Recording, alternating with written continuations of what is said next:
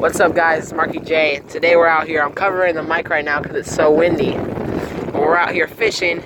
Got my dad right there.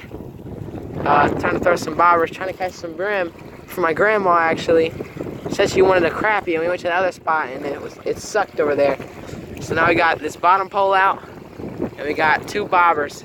So fishing out here for a couple minutes. We literally just got here.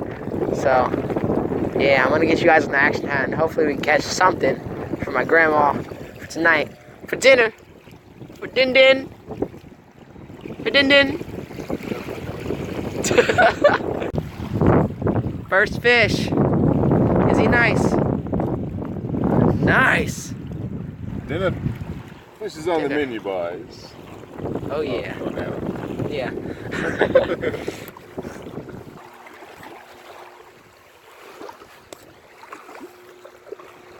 Got him. Got him. This thing hit immediately. Man.